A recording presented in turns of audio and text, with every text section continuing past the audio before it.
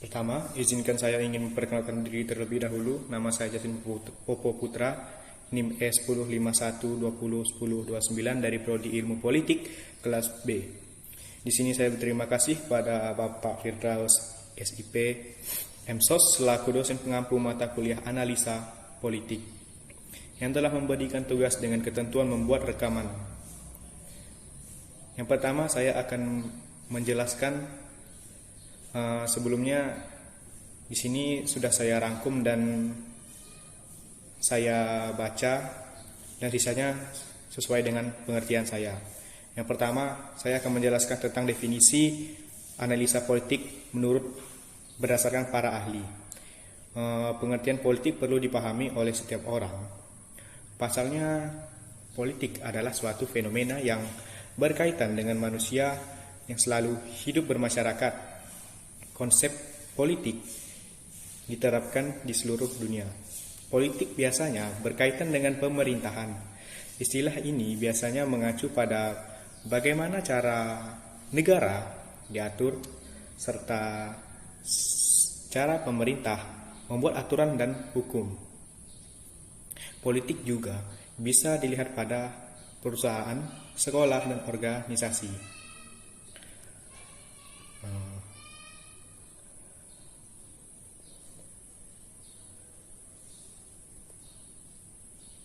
Politik merupakan konsep yang sudah diperkenalkan sejak zaman Yunani. Pencetus konsep politik ialah yang sering kita dengar, yang paling terkenal adalah Plato dan Aristoteles. Inti dari politik adalah manusia dan tatanan hidupnya.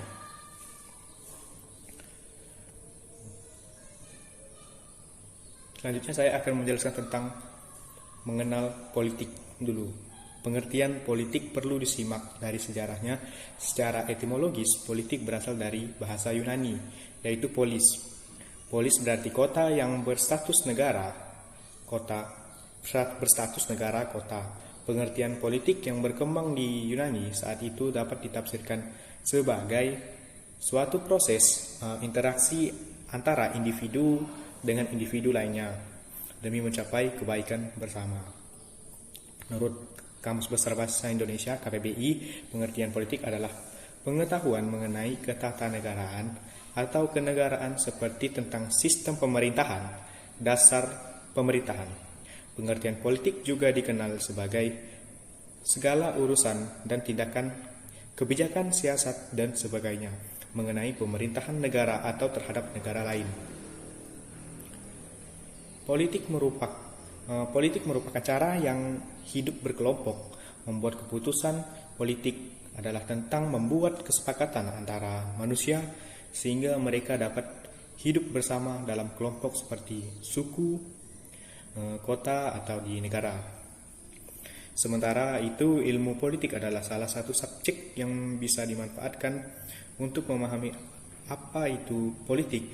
Ilmu politik merupakan ilmu yang mengkaji konsep penentuan tujuan politik, bagaimana mencapai tujuan tersebut, dan segala konsekuensinya. Ilmu politik mempelajari pemerintahan dalam segala bentuk dan aspeknya, baik teoritis maupun praktis. Dulunya merupakan cabang filsafat. Ilmu politik saat ini biasanya dianggap sebagai ilmu sosial. Ilmu politik memiliki beragam cabang, beberapa sangat teoritis termasuk filsafat politik, ekonomi politik, atau sejarah pemerintahannya. Yang lainnya memiliki karakter campuran seperti hak asasi manusia, politik komparatif, administratif, publik, komunikasi politik, dan proses konflik.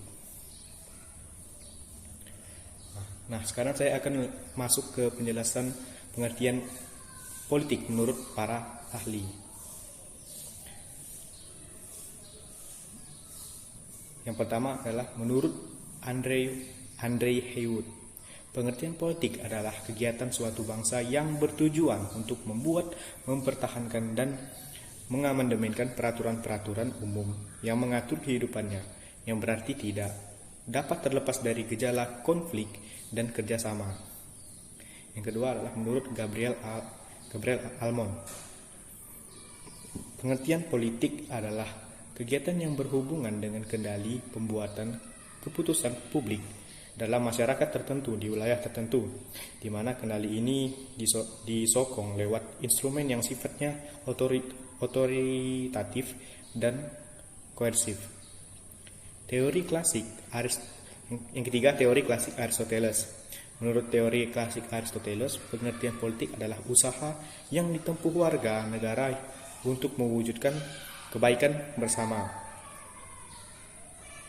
Yang keempat adalah menurut Miriam Budiarjo, pengertian politik adalah bermacam-macam kegiatan dalam suatu sistem politik negara yang menyangkut proses menentukan tujuan-tujuan dari sistem itu dan melaksanakan tujuan-tujuan itu. Dan yang terakhir, menurut Ramlan Surbakti, pengertian politik adalah interaksi antara pemerintah dan masyarakat dalam rangka pembuatan dan pelaksanaan keputusan yang mengikat tentang kebaikan bersama masyarakat yang tinggal dalam suatu wilayah tertentu. Berikut saya merangkum buku-buku yang mendeskripsikan analisa politik. Yang pertama, buku yang berjudul Pengantar Analisa Politik, ditulis oleh David E. Abzer. Yang kedua, buku yang berjudul Analisa Politik Modern, ditulis oleh Robert Dahl. Sekarang saya akan masuk menjelaskan tentang analisa pemilu kada 2024 berdasarkan fakta dan data. Di sini sudah saya rangkum semuanya dan saya kumpulkan menjadi satu, dan mungkin saya tinggal akan membacakan dan menjelaskannya. Jadwal dan tahapan pemilu 2024 ditetapkan itu yaitu pemilu nasional pada 14 Februari 2024 dan pilkada pada 27 November 2024. Hal ini berdasarkan kesepakatan DPR RI, pemerintah, dan Komisi Pemilihan Umum KPU pada rapat kerja Raker tanggal 25 Januari 2022. Sebelumnya, proses penetapan jadwal pemilu 2024 mengalami perdebatan panjang, terutama antara pemerintah dengan KPU. Dalam masa perdebatan itu, beberapa fraksi di DPR RI mendukung usulan KPU dan sebagian fraksi lainnya tidak setuju. Beberapa fraksi di DPR RI dan pemerintah tidak menyetujui usul KPU untuk menetapkan jadwal pemilu adalah 21 Februari 2024. Usulan ini diupdate kembali oleh KPU menjadi 14 Februari 2024, yang mana alasan keberatannya adalah terkait efisiensi anggaran dan stabilitas politik. Adapun terkait jadwal penyelenggaraan pilkada, pemerintah menyetujui usulan KPU bahwa pilkada diselenggarakan pada 27 November 2024.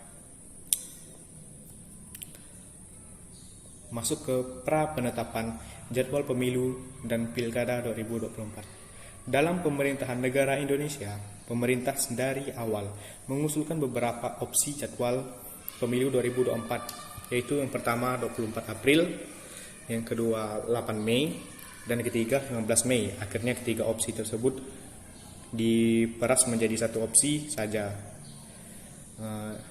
yaitu pada 15 Mei 2024. Alasannya, bila dilakukan pada 15 Mei, maka tahapan pemilu akan baru dimulai pada tahun 2023. Hal ini akan memberikan spare waktu pada tahun 2022 bagi pemerintah untuk memulihkan ekonomi dalam rangka penanggulangan pandemi COVID-19. Pada pra penetapan di DPR RI, sikap partai politik beragam mengenai perbedaan tanggal pemilu. Partai Demokrasi di Indonesia Partai Demokrasi Indonesia Perjuangan (PDIP), Partai Kebangkitan Bangsa (PKB), Partai Demokrat, Partai Keadilan Sejahtera (PKS), dan Partai Persatuan Pembangunan (P3) menolak usulan dari pemerintah. PDIP lebih memilih tanggal yang diusulkan oleh KPU, yaitu 21 Februari 2024. Anggota Komisi 2 DPR RI fraksi PDIP Arief Wibowo meminta pemerintah mempertimbangkan ulang ulasan dengan alasan bahwa tanggal yang diusulkan pemerintah bertetapan dengan bulan Ramadan dan menjelang Idul Fitri. Sementara itu empat partai lainnya, yaitu Partai Golkar, Partai Gerindra, Partai Amanat Nasional PAN, dan Partai Nasional Demokratik Nasdem mendukung usulan pemerintah agar pencoblosan pemilu 2024 dilaksanakan 15 Mei 2024. Berikut saya akan menjelaskan tentang hal-hal yang harus dipersiapkan oleh KPU. Persiapan KPU sebagai penyelenggara pemilu dalam menghadapi pemilu dan pilkada 2024 harus memperhatikan beberapa hal antara lain. Di sini saya sudah mencatat beberapa poin berdasarkan fakta, tinggal saya jelaskan dan saya baca. Pertama, beban KPU dalam menyelenggarakan pemilu dan pilkada akan mirip dengan pelaksanaan pemilu 2019 dan pilkada 2020.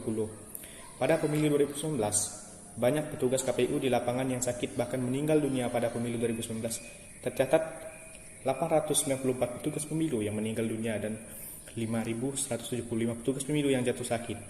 Kedua, melihat ada beberapa kasus pada pilkada 2020 di mana terdapat pelanggaran pelaksanaan pilkada yang dilakukan oleh oknum petugas KPPS, maka sudah saatnya KPU memperketat seleksi dan pendidikan lagi calon petugas KPU di daerah. Hal ini dapat dilakukan dengan berpedoman pada Peraturan Dewan Kehormatan Penyelenggara Pemilihan Umum Republik Indonesia Nomor 2 Tahun 2017 tentang Kode Etik dan Pedoman Perilaku Penyelenggaraan Pemilihan Umum. Dengan demikian, kasus semacam itu dapat dibuat minimal potensinya pada pemilu dan pilkada 2024. Yang ketiga, pemilu 2024 menjadi semakin rumit karena dihadapkan pada situasi pandemi COVID-19. Tingkat kesulitan yang dihadapi penyelenggara pemilu semakin meningkat eskalasinya. Hal ini dikarenakan tidak hanya regulasi tentang jadwal pelaksanaan pilkada 2024 yang perlu diubah, regulasi tentang penyelenggaraan pemilu maupun pilkada di masa pandemi juga harus diperkuat. Pelaksanaan pilkada 2020 di masa pandemi yang menyisakan sejumlah persoalan menunjukkan regulasi yang ada belum sepenuhnya mampu menyelesaikan masalah di berbagai tahapan pemilu. Yang keempat, KPU tidak boleh lengah kembali dalam verifikasi calon peserta pemilu dan pilkada. Yang kelima, KPU harus memperbaiki pelaksanaan teknis perhitungan suara di TPS, yang mana hal ini juga terkait dengan pendidikan bagi petugas KPPS. Evaluasi pelaksanaan pilkada 2020 dari beberapa kalangan menunjukkan bahwa penerapan sistem rekapitulasi Sirekap yang dilakukan secara elektronik (e-Rakap) yang dipraktikkan KPU ternyata masih belum dapat berfungsi optimal karena fitur-fiturnya belum sempurna. Yang keenam, yang terakhir, KPU harus mencegah potensi terbitnya PKPU untuk pilkada 2024 yang terlambat sehingga akan sulit diimplementasikan oleh KPU di daerah. Keterlambatan itu sempat terjadi pada pilkada 2020. Nah, sekian penjelasan saya. Terima kasih.